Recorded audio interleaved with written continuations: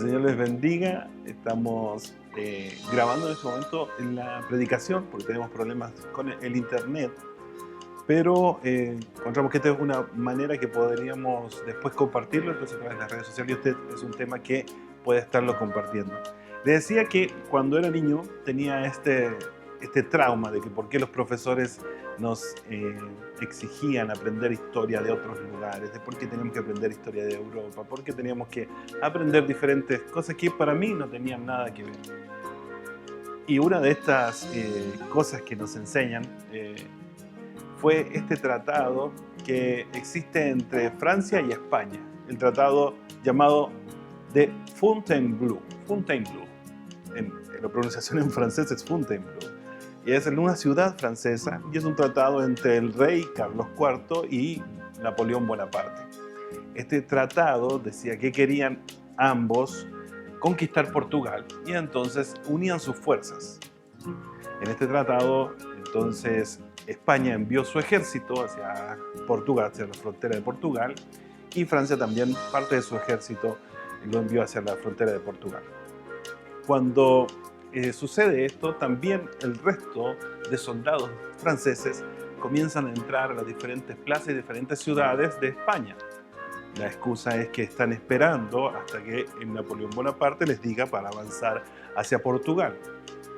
Pero el plan estratégico de Napoleón Bonaparte era tener soldados en todas las ciudades principales de España. Y en un momento dado, él da la señal y el ejército español se encuentra en la frontera con Portugal y los franceses, 65.000 soldados, dicen los historiadores, ya habían invadido España y tenían el control de casi todas las ciudades. ¿Por qué le cuento esto?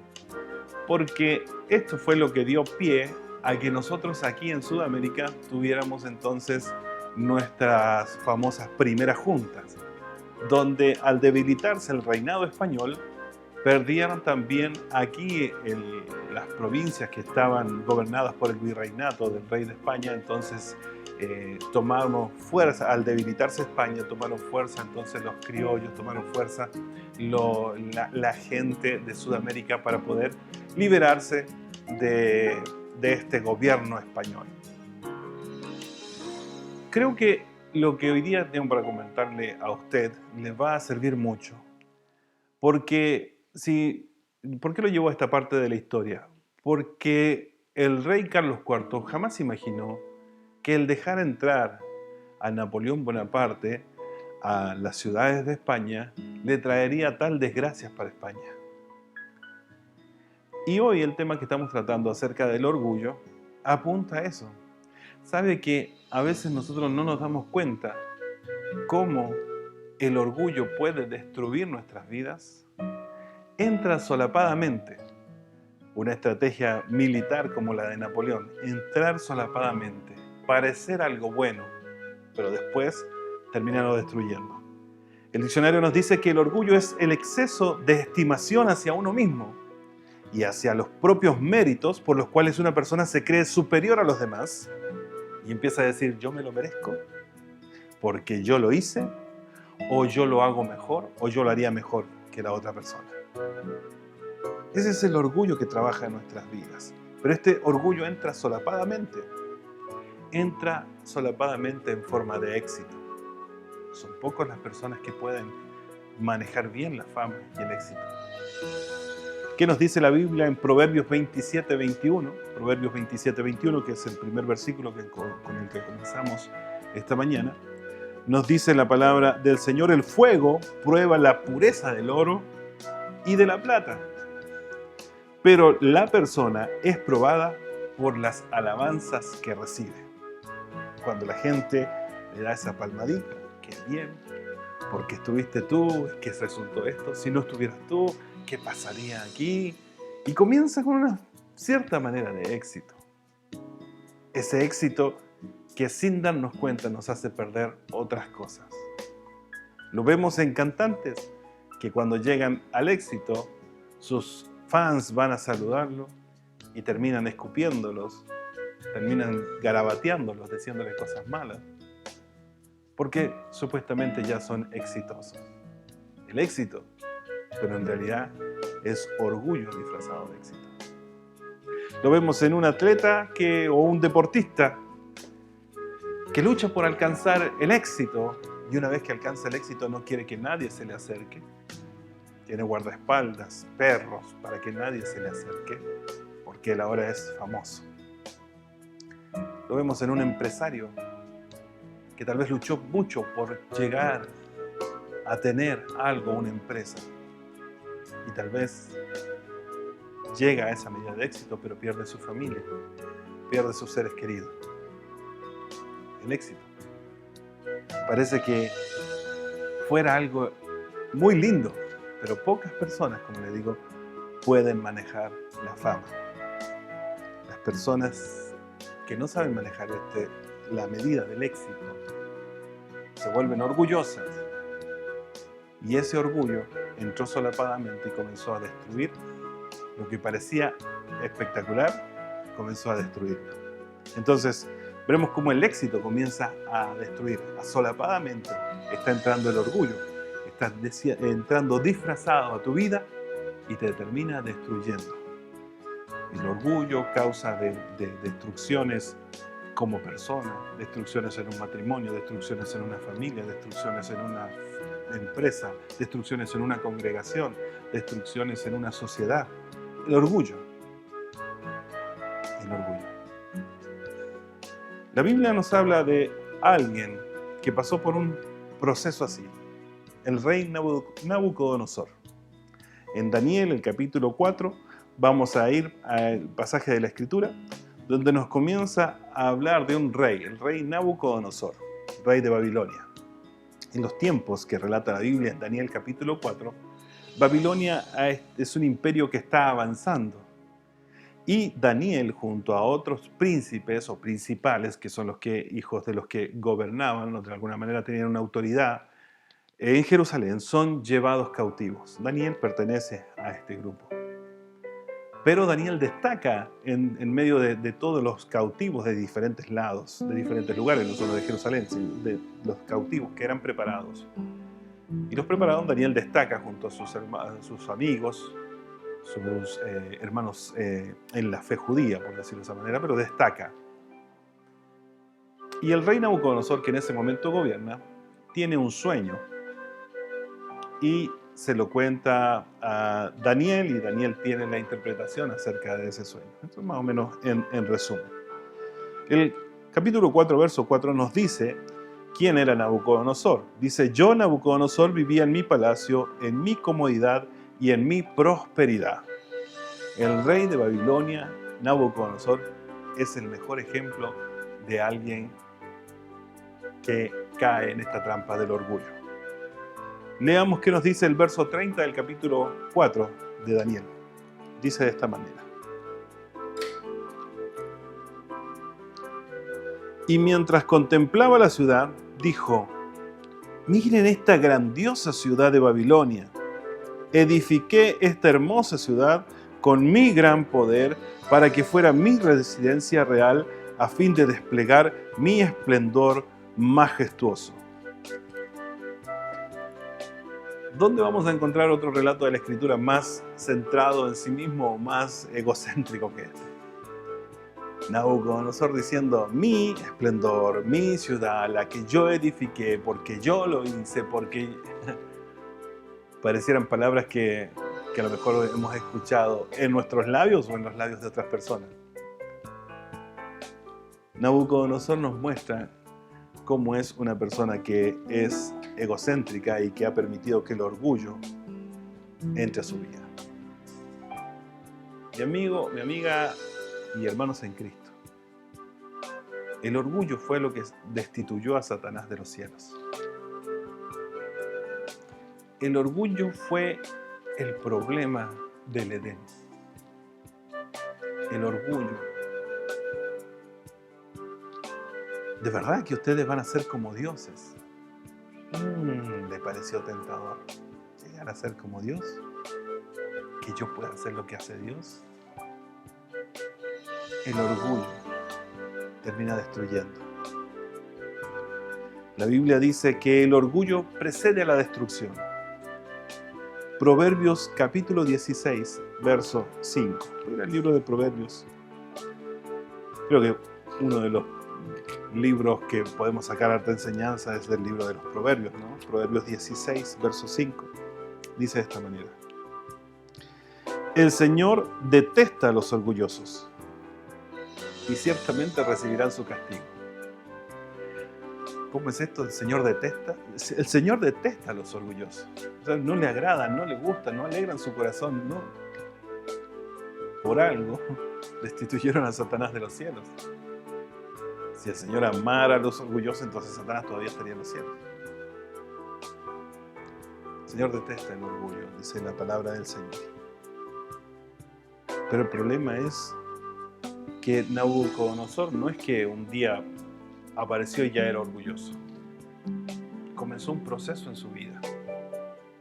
Comenzó a trabajar el orgullo en su vida. Y es más, hubo una advertencia de parte de Dios para decirle: ya, basta, corrige tu camino. Una advertencia que él no supo interpretar. Y yo le voy a invitar que vaya conmigo a la advertencia que Dios le da, porque esas palabras que Dios le da y le habla al rey Nabucodonosor son las que muchas veces también nos habla a nosotros cuando vamos para ese lugar. Acompáñenme.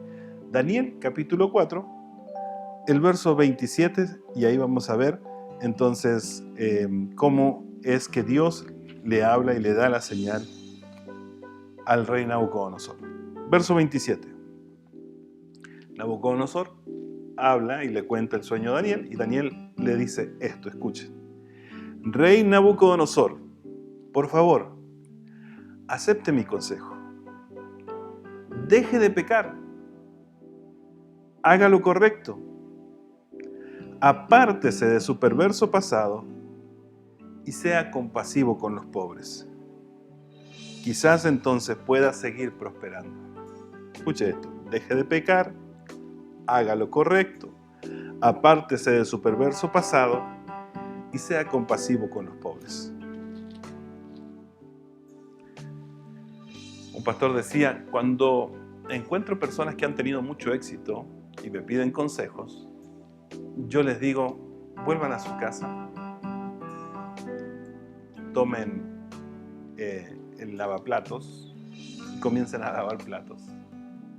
Vuelvan a su casa, tomen la escoba y barran los patios. Porque cuando tenemos un éxito o algo que esperábamos, que anhelamos y lo conseguimos, es necesario volver a entender de dónde estábamos o de dónde somos, quiénes somos. Es verdad que hay personas que usted las ha conocido cuando eran niños, tal vez sufrieron mucho cuando niños, y después llegan a un lugar de autoridad y es como que se olvidan de su pasado, se olvidan de dónde nacieron, quiénes eran sus familiares, del lugar donde salieron. Y ese es el problema del orgullo. El olvidarse de estas cosas que son importantes. Dios le habla y le dice a través de Daniel al rey Nabucodonosor: deje de pecar. Y por eso, pero pecar yo. Pero si yo no peco, la Biblia dice: por cuanto todos pecamos. Es decir, que todos pecamos. Y porque todos pecamos, estamos lejos, destituidos de la gloria de Dios. Por eso es necesario reconciliarnos con Dios y estar a cuenta con Dios todos los días. Si usted no ha estado a cuenta, hoy es un excelente día para ponerse a cuenta con Dios.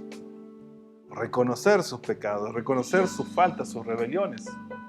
Reconocernos tan faltos de Dios que estamos. Deje de pecar.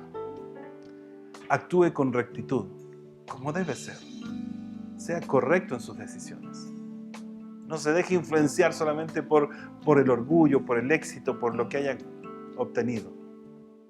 Deje de pecar, actúe con rectitud. ¿Qué más nos dice la Escritura? Apártese de su perverso pasado. Tal vez podemos tener situaciones que teníamos o actitudes que teníamos antes de conocer al Señor. Ninguno de nosotros, yo creo que nació ya O tal vez sí, a lo mejor usted dice, bueno, yo nací en cuna evangélica, pero aún así, todos hemos pecado, mentimos, robamos el tiempo a Dios, le robamos el tiempo a diferentes circunstancias. El pecado está en nuestras vidas. Entonces, apártese de su pasado. Es que yo era así, yo me crié así, mis papás fueron así, pero apártese, ya, listo. Es tiempo ya de limpiar ese pasado. Y nos dice otra cosa que me llama mucho la atención. Daniel le dice al rey Nabucodonosor que ayude a los pobres. ¿Por qué hace eso? Piénselo un poquitito. ¿Por qué para evitar el orgullo hay que ayudar a los pobres? Para que no nos olvidemos nunca que es solo por la gracia de Dios que usted está donde está. Que si no hubiera gracia de Dios, usted también podría estar ahí y que necesitaría de la ayuda de los demás. Para que entendamos que todo lo que hemos recibido lo recibimos de gracia. Y por lo tanto, como lo hemos recibido de gracia, lo debemos dar de gracia. Todo lo que tenemos le pertenece a Él. Pero es que yo me la jugué por mi familia, es que yo me la jugué por mi trabajo, es que yo me la jugué. Si el Señor no te hubiera dado la vida, no tendrías nada. Si el Señor no te hubiera dado las facilidades, manos, pies, la boca para hablar, lo que sea, no lo podrías hacer. De todo lo que hemos recibido de su mano, hasta la vida misma, de eso damos. ¿Cuáles son las señales que estás viendo y estás ignorando? ¿Cuáles son las señales que Dios te está mostrando y te está diciendo, oye, atento con esto? Porque si no las estás viendo, entonces que ya caíste en el orgullo. Pero si vas hacia ese lugar y ves las señales que el Señor te da, como esas señales que parecen grandes, me llama mucho la atención en una zona aquí cuando vamos hacia Los Vilos, hay un cartel grandote que dice zona de accidentes por distracción. Es un cartel que te dice no te distraigas. Entonces estos carteles que el Señor te pone en tu camino, préstale atención. Y ser humilde no es algo que le podamos pedir a Dios, Dios dame más humildad, porque no es algo que podamos pedirle a Dios. La humildad Dios la dejó como una elección. Yo puedo elegir ante una situación ser orgulloso o ser humilde. Es una elección que tengo. Primera de Pedro, capítulo 5, verso 6 nos habla de esto. Mire, lo voy a llevar por favor. Primera de Pedro, capítulo 5, verso 6. Dice, así que humíllense ante el gran poder de Dios y a su debido tiempo Él los levantará con honor. Humíllense, humillaos bajo su poderosa mano y Él os exaltará, dice la Reina Valera 1960. La actitud de humillación es algo que yo decido. No es algo que Dios me impone sobre mi vida o que Él coloca sobre mi vida. Es algo que yo decido hacer. Yo decido si humillo mi vida ante el Señor o no lo hago. Yo decido si me coloco orgulloso o no. Es una elección que tengo. Dios me la ha dado, me la ha entregado. Y obviamente me tengo que hacer cargo de esa elección. Porque esa elección no es solamente con Dios o con el tema de la salvación, sino que tiene que ver con todo en mi vida. En cada situación que Dios me coloque voy a determinar si sigo siendo orgulloso o si actúo en humildad. No es algo que yo le pueda pedir al Señor, Dios, hazme humilde, sino que cada elección trae sus consecuencias. Cada elección trae sus consecuencias. Quiero llevarlo unos últimos versículos. Mateo capítulo 23, verso 12, dice, pero aquellos que se exaltan a sí mismos serán humillados, y los que se humillan a sí mismos serán exaltados. Así que si yo me engrandezco, voy a ser humillado. Pero si me humillo, voy a ser engrandecido, dice la Escritura. Es increíble cómo funciona al revés, ¿no? En este reino de Dios es como que las cosas funcionaran al revés. Y por más que pongamos cuestionamientos y pongamos nuestras propias excusas delante del Señor, el Señor es claro en su palabra y no nos deja que nos hagamos los lesos. Nos dice, ¿es esto o esto otro?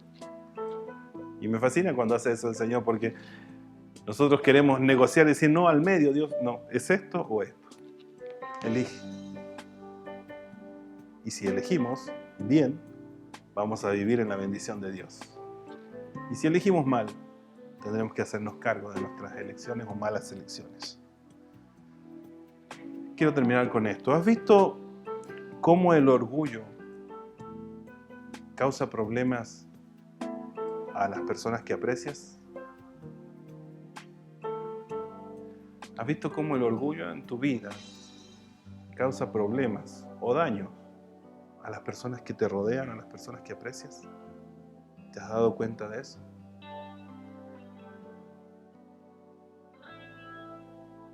¿Sabes que eres demasiado orgulloso en ciertas áreas de tu vida? ¿Por qué crees que es así?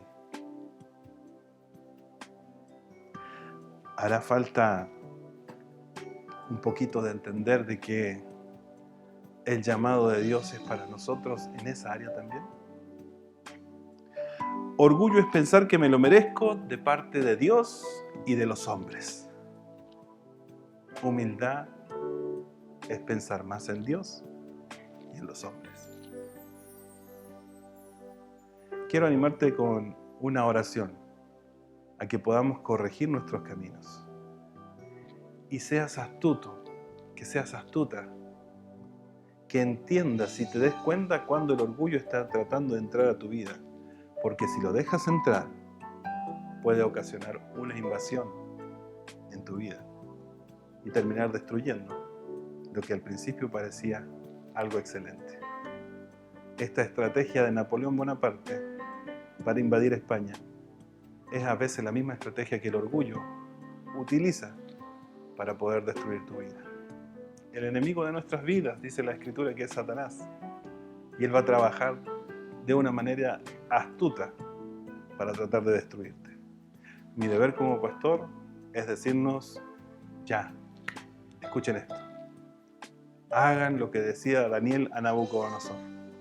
Dejen de pecar, hagan lo recto, apártense de su antigua manera de vivir y ayuden a los pobres. Que el Señor nos ayude, ¿no? Oramos. Padre, en el nombre de tu Hijo amado Jesús, te doy gracias. Te doy gracias porque tu palabra es clara, es específica y, Señor, es más cortante que espada de doble filo. Te doy gracias porque ella actúa en nuestras áreas en las que necesitamos. Nos golpea, nos dirige, nos corrige y nos anima y nos fortalece a salir de esas situaciones. Más de alguno de nosotros necesitamos trabajar en estas áreas, en diferentes áreas, tal vez con nosotros mismos, tal vez con nuestro cónyuge, tal vez con nuestra familia, tal vez con nuestra iglesia, tal vez con nuestro grupo social. Dios, ayúdanos. Ayúdanos a no olvidarnos nunca de donde tú nos sacaste y de que si no fuera por tu gracia y tu misericordia, nosotros tampoco seríamos nada. Todo lo recibimos de tu mano, la vida, la salud, las fuerzas, el ánimo, todo. Y de lo recibido de tu mano, Señor, es que queremos dar a los demás. Gracias, Padre. Te rindo a ti mi vida y te rindo también, Señor, mi servicio hacia ti y hacia los demás. En el nombre de tu Hijo amado Jesús oramos. Amén. Amigos, amigas, que el Señor les bendiga, que tengan un excelente fin de semana, que disfruten el resto de este día domingo y que también permitan que la palabra del Señor siga trabajando en nuestros corazones y no permita que la invasión destruya su vida. Un abrazo grande, que el Señor les bendiga.